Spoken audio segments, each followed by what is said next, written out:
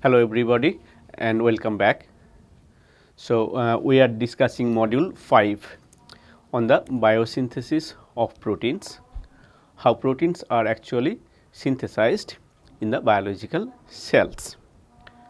And we have seen that the synthesis of protein occurs in two consecutive steps. The first step was called transcription and the second one is translation. So, today we will discuss the second step, that is translation from mRNA to amino acids. In the process of transcription, in the last lecture I have talked about how the genetic information that is stored or that is encoded in the DNA is transferred to a sequence of RNA, and that RNA comes out of the cell nucleus. It comes out to the cytoplasm of the cell, where the actual protein synthesis occurs, and DNA does not have to leave its place at the nucleus. And we have seen that how the exact sequence of mRNA is synthesized, taking the antisense strand as the template, and that actually makes exact replica of the sense strand. So, a sequence of the mRNA or the genetic information that is present in the newly synthesized mRNA is exactly an replica of the sequence of the sense strand that stays in the nucleus. So, that was about transcription. So, today we are going to see how the second step, translation, occurs. So, basically the synthesized mRNA to how it will be converted into a specific sequence of a protein. So, now why is it called translation? Why is the process named translation? The word translation usually means converting one language to the other, going from one language to the other language without changing its meaning. So, now I am talking English, which can be converted into other language such as Hindi, German, Japanese, so on. So, it can be translated to other languages. Same here. In this process, we will see how the language of mRNA is converted to the language of the protein. So, mRNA or RNA in general is nucleic acids, we know. So, it falls under the category of nucleic acids, and which is composed of the nucleotides,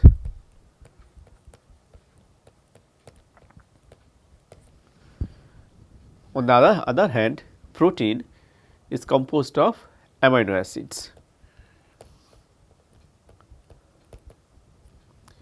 and it contains peptide bonds.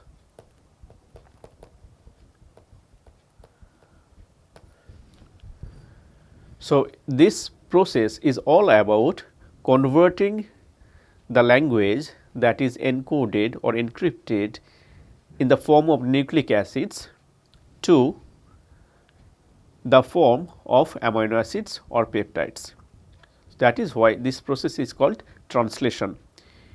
So, it uses the mRNA as the source of the code, and then that particular language is exactly converted to the proteins with a specific predetermined sequence. Specific predetermined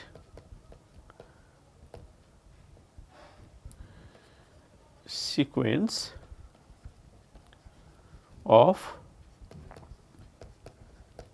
protein. That is why it is called translation.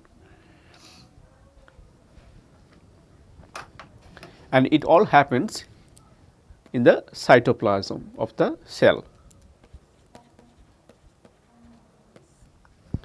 Now, I am talking about the eukaryotic systems. So, now what are the ingredients? So, this process of translation actually happens with a chain of events or with a series of events, and there are few new molecules that will be talking about. What are the ingredients? First is of course the mRNA.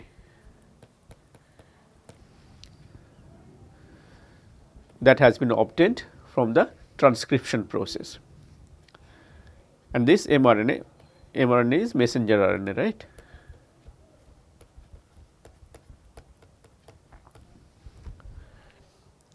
And this mRNA will act as our template.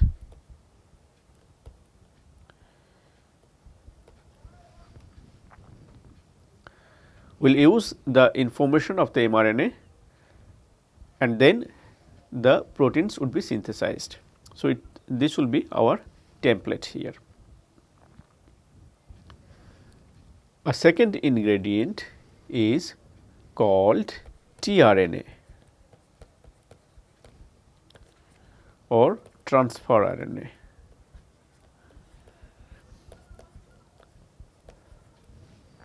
We will see shortly how it looks like. What does it do? This actually carries the amino acids.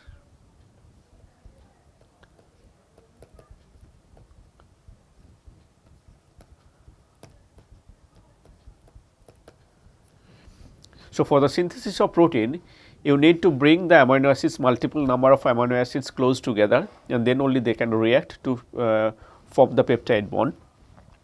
Transfer RNA is the molecule that actually brings or carries individual amino acids. And then the third ingredient and the most important of it. So, once you have the other molecules mRNA, tRNA and whatever else is required, all the ingredients need to be brought to a certain vessel where you can do the reaction. So, you need container where all the ingredients can be put together and then the reaction can happen. So, in the cell, in this case ribosome is the vessel. Ribosome is the third ingredient that we need, and it works as a container or a working bench.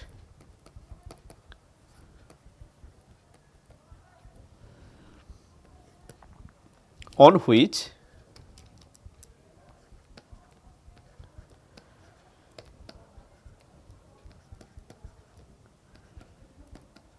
protein synthesis takes place.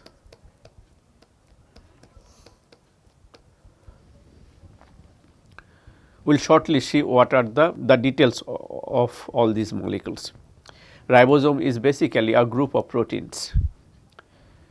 Okay, so, these are the key ingredients or these are the key molecules that are involved in the process of translation.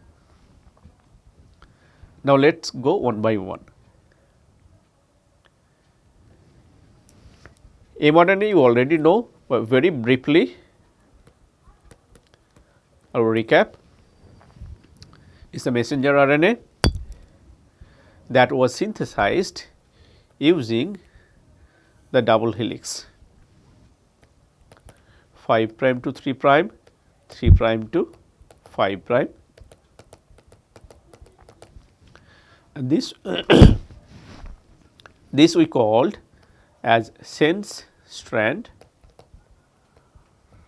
this we called as antisense strand,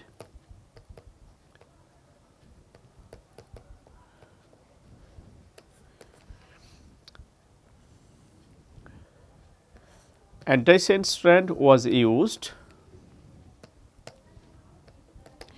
to synthesize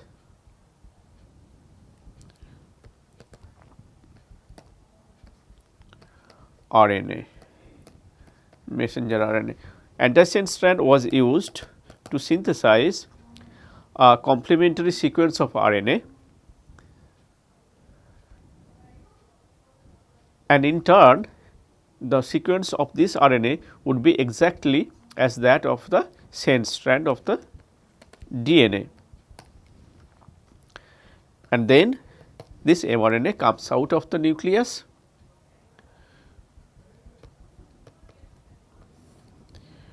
five prime to 3 prime, and it is a RNA now with all the RNA nucleobases.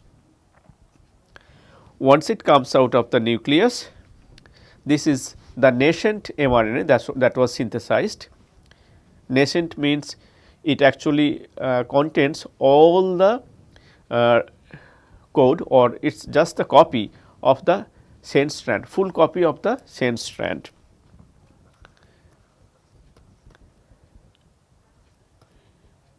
So, nascent RNA, just born, just developed,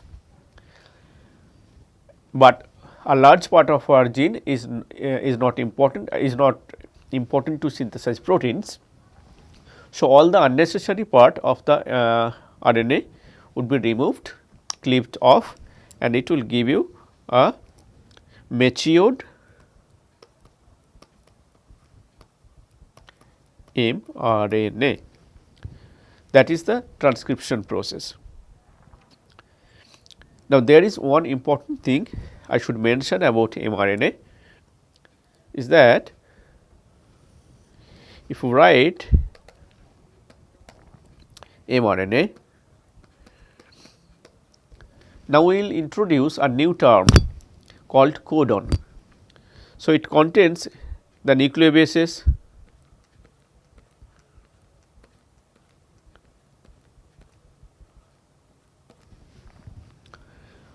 a group of 3 nucleobases or group of 3 nucleotides, RNA nucleotides present in mRNA is known as codon, and this a group of 3 nucleobases would be used for protein synthesis. They have some importance that we will see as we move on. So, mRNA can now be divided into a series of or a number of codons. This is one codon, this is another codon, this is another codon, this is another codon, this is another codon. So, all are codon, 3 nucleobases together. That is about the mRNA. And now comes the second one, tRNA, or known as transfer RNA, and this is how the molecule looks like. Large molecule, little bit complicated structure, but very important.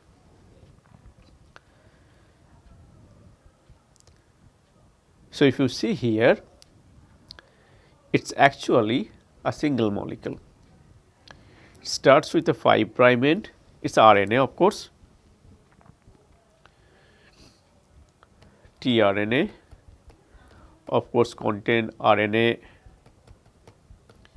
nucleobases.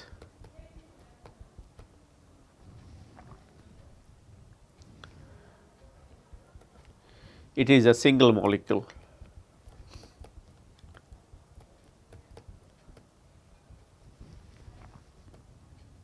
Single RNA molecule, which basically means it is a single stranded compound that starts with a 5 prime end. I am sorry, here should be a phosphate at the 5 prime, goes all the way here, makes a different variations of structures that we will just talk about, but it without a gap, without a break, goes all the way up to the 3 prime end, and 3 prime end has a free hydroxyl group. So, it is basically a single molecule, single RNA molecule. RNA are usually single stranded, and this molecule is about 80 nucleobases long.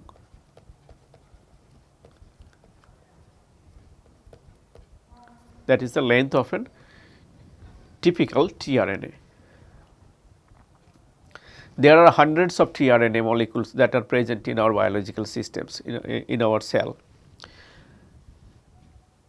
So, it is about 18 nucleobases long. Now, there are many features that are associated with these structures, and some of them we will talk about. So, as you see here, it has this kind of structures, then again a bend here and a straight, then again a loop bend here, straight line like this, it goes all the way there. So, in many places you can see it has a kind of a double stranded structure. This is double strand part, this is double strand region, this is double strand region. So, many double strand region are there, but this is a single molecule, which means partly self complementary in nature, and that actually forces the molecule to assume a double helix structure and a bend here, which is known as loop. You can call it loop, you can call it hairpin or something like that. So, it contains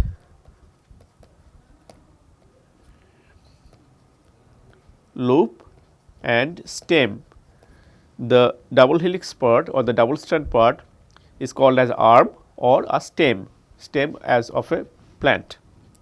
Loop and stem structure, stem or arm, and there are 1, 2, 3, 4 of them. Now, how is this forming? If you have a sequence, maybe DNA, maybe RNA,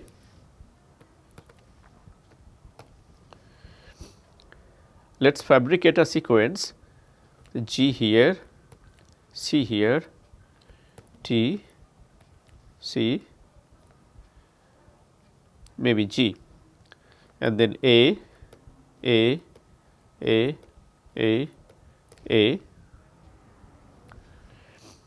and here.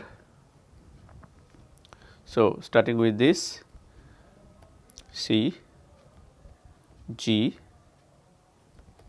A, G, C. If you have a single stranded nucleic acid sequence, DNA or an RNA, for RNA it will be U, yes. If it is DNA it will be T. Okay, let us stay to the RNA itself, U. So, then it will be clear. Then if you look at this single strand, this part and this part are actually complementary. See, C, G, G, C, A, U, G, C, C, G, and they can form, because of the high GC rich content, they can form a pretty strong double bond.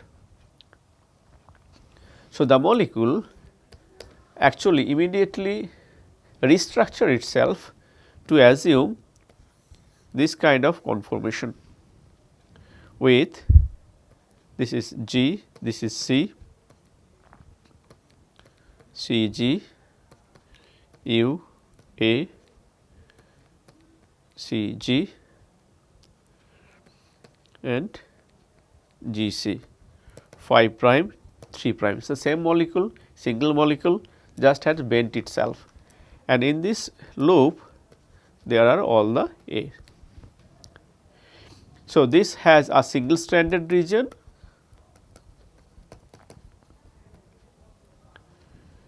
and this one is double strand region.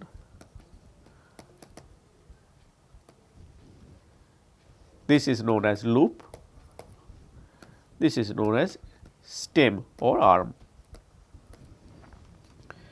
So, a single molecule can assume this kind of geometry or conformation. This is because of the strong self hybridization.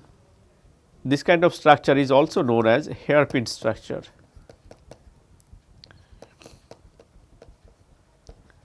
because it looks like a hairpin. Okay. So, that is what happening here. A part of the sequences are self complementary in nature, that forces the molecule to bend here and assume the double helix. So, the loop part are single stranded region, the stem part are the double stranded region. This, let us start with this the left side. This is of course the self hybridized, and then this region, this is called the D arm and loop. Their specific names have been given, the region also. D arm and loop, this is the arm, this is the loop. D means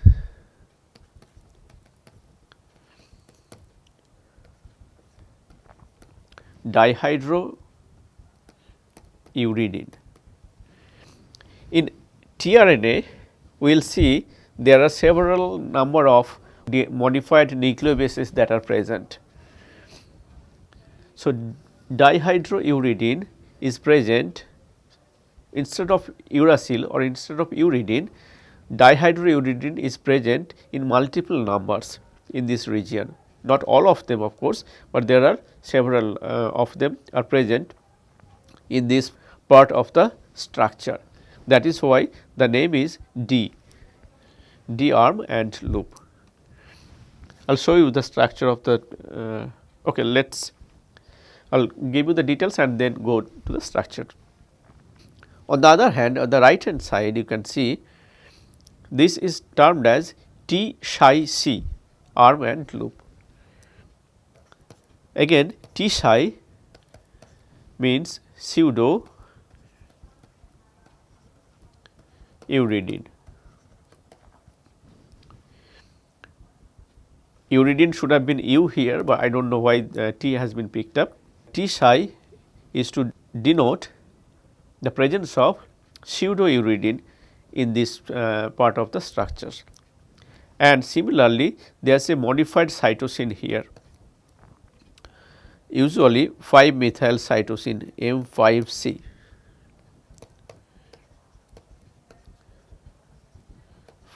Methyl cytosine is present here. In this part, this is called variable loop.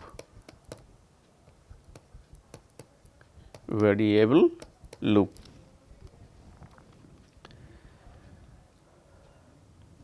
And this contains a number of modified nucleobases, mostly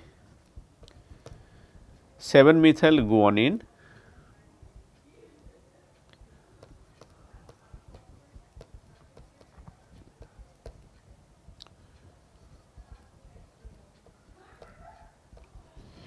as well as 2 methyl guanine.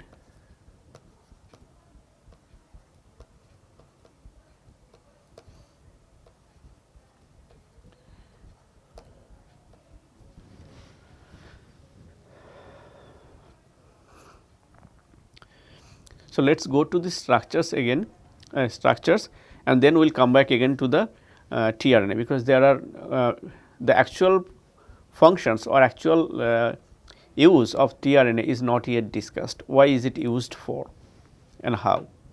So, here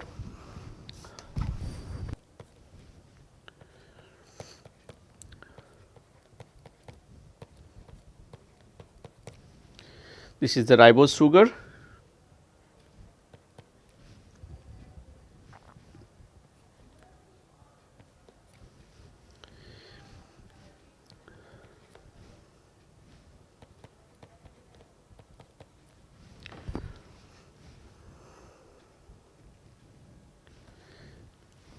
If there is a double bond here, this would be your uracil or uridine with the sugar. Without the double bond here, with H both, so 2 H basically,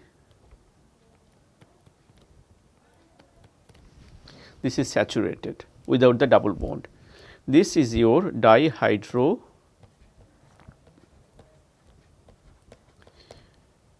uridine or dihydrouracil is multi, and that is present in I think 6 or 11, I forgot the exact number, depending upon the tRNA. Of course, that many number of modifications of dihydropyridine are present in tRNA in the D arm and loop.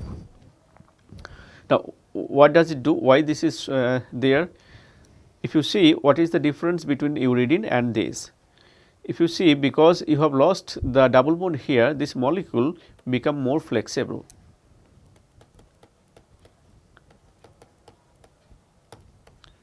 More flexible than uracil. So, therefore, that helps adapt the loop and the stem structure. So, it makes it easy to mold things a little bit. That is why dihydrouridine was present here. Second is pseudouridine.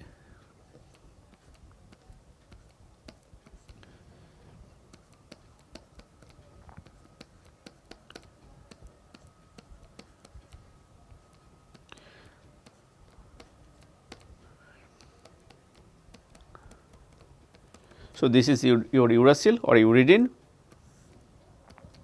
By the action of the enzyme pseudouridine synthase,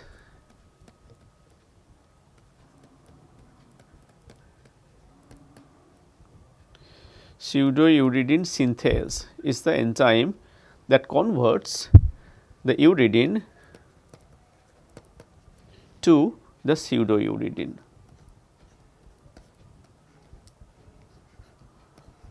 See,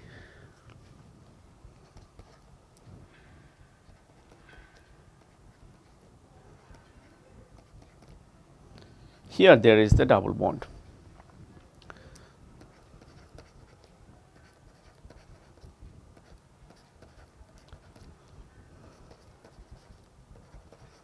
Pseudouridine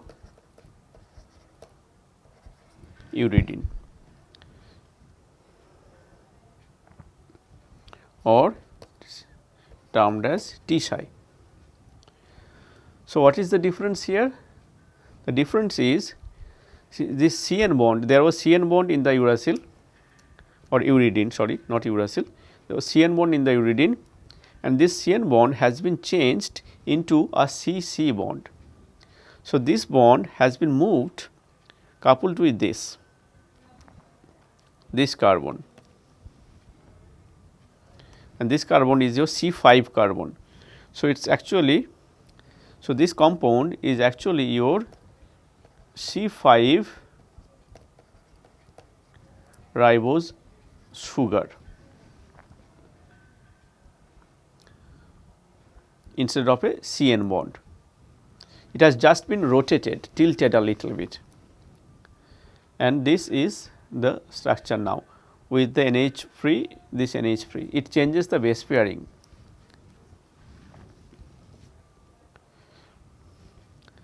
So, what is the advantage? Of course, one advantage is that it changes the base pairing property now. Second is, you have formed a carbon carbon bond. They have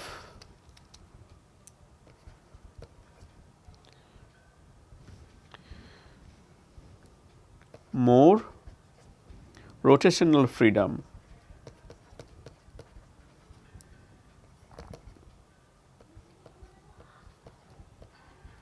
Free rotation around the carbon carbon bond is possible. This is a single bond. Here the nitrogen has lone pair of electrons. So, it is a little bit more freely available for rotations. So, it can orient its geometry a little bit better. That is one. Second one is the base pairing, it changes its base pairing a little bit. So, this makes the compound more flexible, because you have to bend it to assume the loop and stem structures. So, that makes it little bit easier. So, this is about uridine, dihydrouridine and pseudouridine.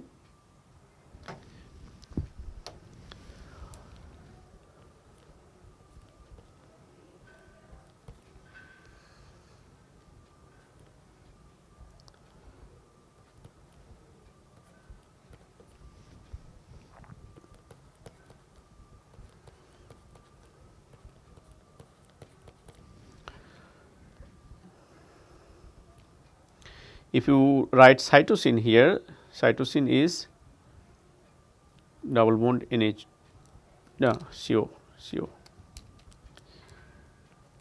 CO here N double bond NH2, that would be your normal cytosine.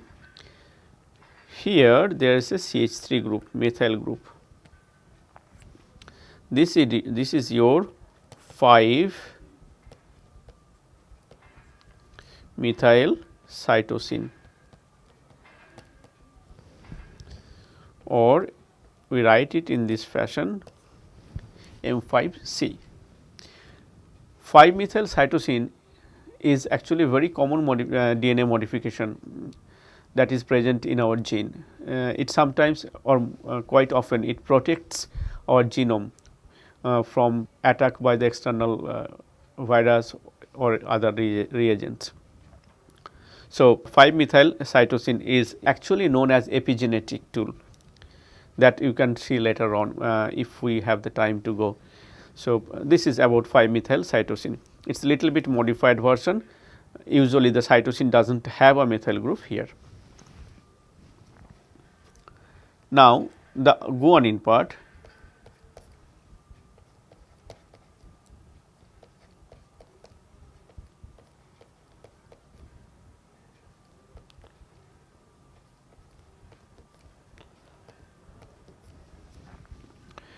So, here is N double bond, this is N double bond CO NH amine with a double bond, and there is no nitrogen here. So, this is your guanine, and this is the 9th position, you know. So, 8 and this is the 7th position. So, 7-methyl guanine would be methylation at the N7, this is the 7. Methylation at the N7 of guanine will give you the 7-methyl guanine.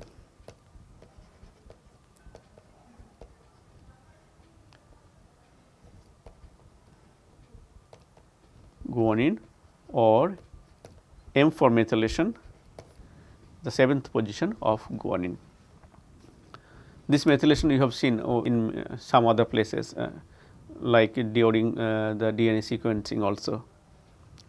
So, this is one kind of modification. Second is 2-methyl guanine.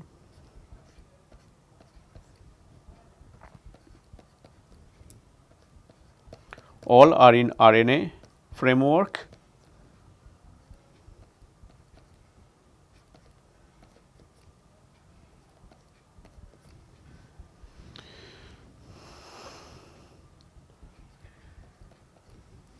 In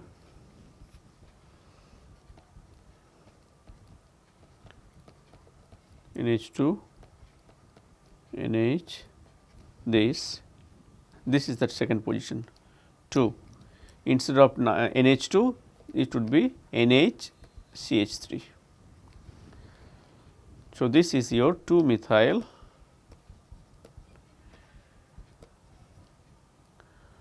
guanine, or M2G. So, these are roughly, there are many other actually variations. These are roughly some of the modified nucleobases or the nucleic acids that are present in tRNA. Now, coming back to the tRNA structures, this we have seen, this we have seen. Now, here of course, it has the partial double helix structure, and after the double helix is complete, then there is a hanging region. There is a single stranded dangling part of the RNA that is left over here, and that this is usually a 7 base pairs long, 7 bases long, this region. And at the end, the last 3 bases are always ACC. This is common to all tRNA. ACC, this sequence is common, it is fixed for all tRNA, and then at the 3 prime end you have a hydroxyl group, and this is where it reacts with the amino acid and attaches an amino acid in this position.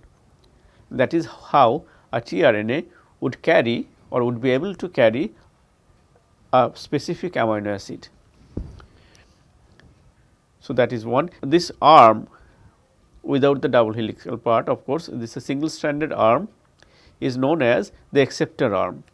Acceptor because it accepts the amino acids, and this is a recognition site, actually ACC is a recognition site.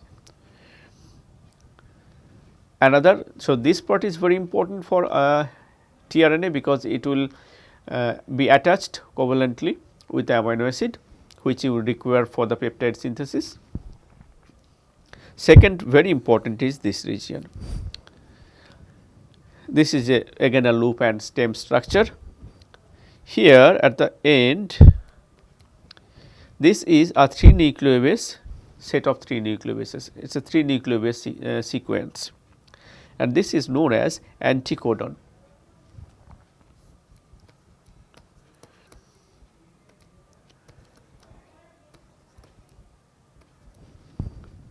Now, you can guess what I am going to say.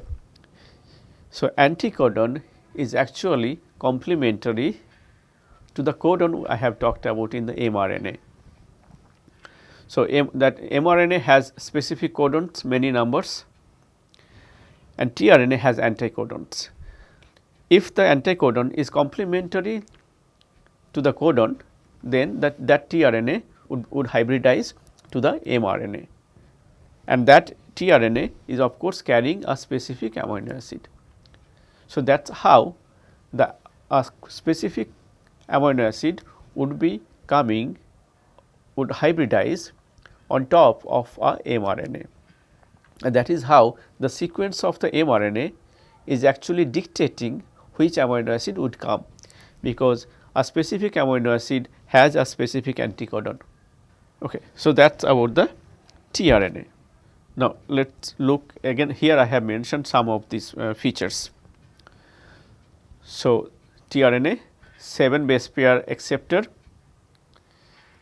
the sequence end sequence has to be CC. If you read 5 prime to 3 prime direction, it has to be CCA,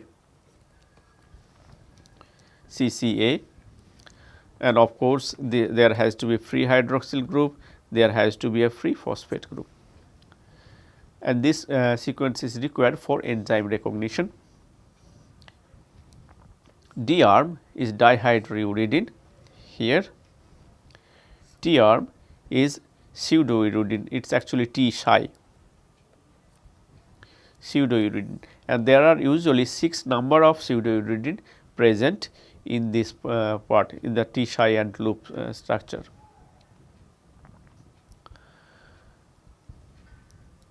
The enzyme amino acyl tRNA synthetase, that actually will attach an amino acid here. I will show you the reaction to the tRNA. As I have said, this is a single stranded molecule containing about 80 nucleotides in the shape of a cover leaf, looks like a cover leaf, is not it? And this carries amino acids in the cytoplasm to ribosomes for protein assembly. We will see that later. 3 bases on tRNA here that are complementary to a codon on the mRNA are called the anticodons. So, this is your anticodon. For example, if the codon sequence in mRNA is UUA, then the anticodon would be AAU, of course, the complementary of it.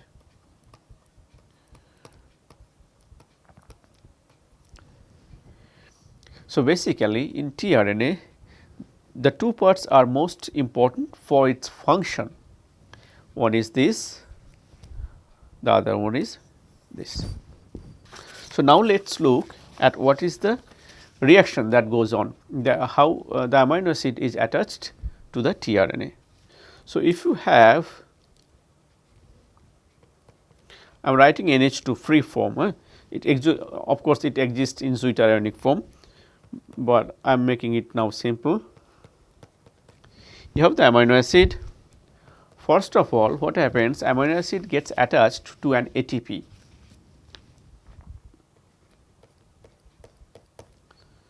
Here adenosine A, ribose, O, phosphate, phosphate, phosphate.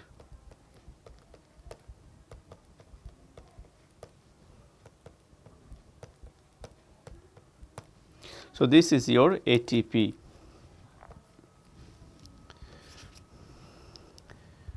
This is the reaction, it reacts here, diphosphate is eliminated. What you have now is A,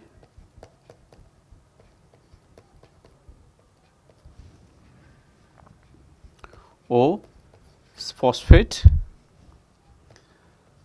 then O here, CO,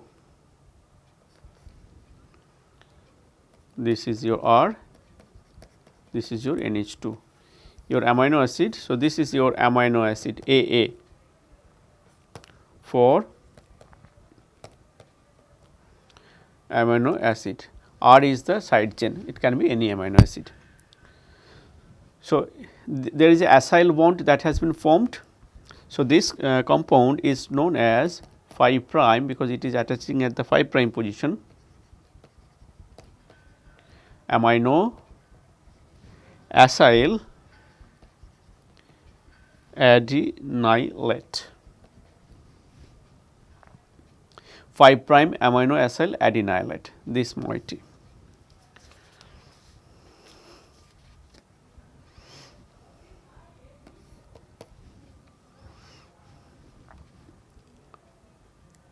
And now, you have the tRNA here, started with the 5 prime phosphate, goes here all the way to the free hydroxyl group. So, I am writing, so tRNA would also be attached with a ATP there. The last base of tRNA is A and OH. So, I need to draw that. So, tRNA it goes here and then last base is, here is the A, OH, here is the OH. So, this is the 3 prime hydroxyl group that reacts here, opens this up, and what you have is now tRNA,